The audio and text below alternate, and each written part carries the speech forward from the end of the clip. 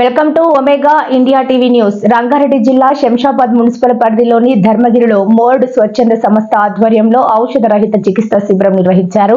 ఈ శిబిరంలో సుమారు 200 మంది పేషెంట్లకు అన్ని రకాల వ్యాధులకు ఆక్యుఫెక్చర్, ఆక్యుపంక్చర్ చికిత్సలు నిర్వహించారు. ఈ చికిత్స భారతదేశంలో అతి పురాతనమైన పద్ధతి. చికిత్స అశోకుడి కాలంలో చైనా నుంచి వచ్చిన కొందరు నేర్చుకుని ఇప్పుడు దీనికి పేటెంట్ హక్కులు పొందినారని నిర్వాహకులు తెలిపారు.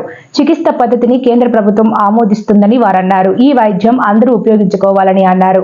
ఈ కార్యక్రమంలో డాక్టర్ శ్రీనివాస్ ఇతరులు పాల్గొన్నారు.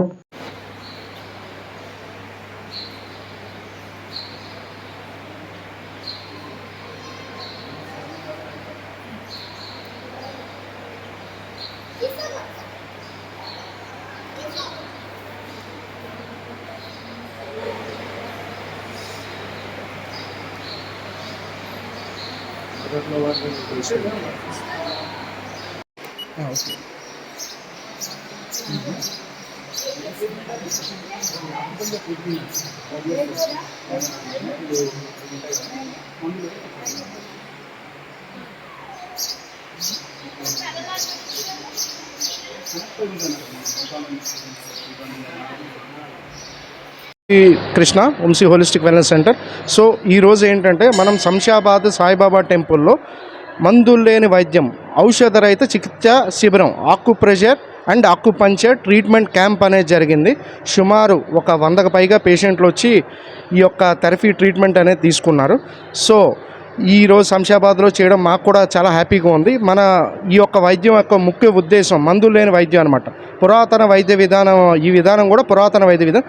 కేవలం చేతిలో కాళ్ళల్లో మనం ఒత్తిడి ద్వారా కూడా నడుము నొప్పి, మోకాళ్ళ నొప్పి, మెడ నొప్పి, ఇటువంటి నొప్పులన్నింటిని కూడా మనం క్లియర్ చేసుకోవచ్చు. ఇది కాకుండా చిన్న చిన్న సూదులు ఉంటాయన్నమాట, నీడిల్స్ అంటారు, ఆక్యుపంక్చర్ నీడిల్స్ అనేవి.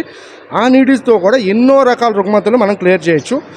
మన ప్రీవియస్గా కరోనా టైంలో కూడా ఈ యొక్క వైద్యంతో ఎంతోమంది సేఫ్ అయ్యారు.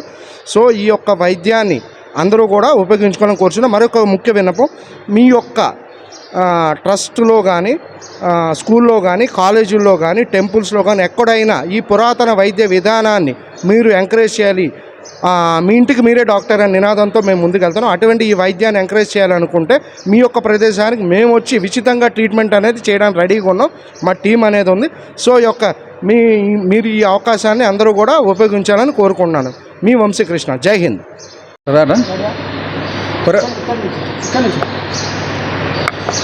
వరల్డ్ హెల్త్ డే పురస్కరించుకొని ఈరోజు శంషాబాద్ ధర్మాసాయి మందిర్లో ఈ చేసిన ఉచితంగా ఈ యొక్క ఆక్యుపంక్చర్, ఆక్యుప్రెషర్ దీనికి సంబంధించి అవగాహన ప్లస్ వైద్యం చేయడం జరిగింది.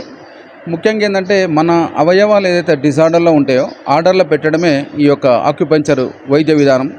ప్రాచీన కాలంలో కూడా ఋషులు, యోగులు, చాలా మేధావులు కూడా ఈ వైద్యాన్ని ఆశ్రయించి వాళ్ళు స్వస్థత పొందినారు.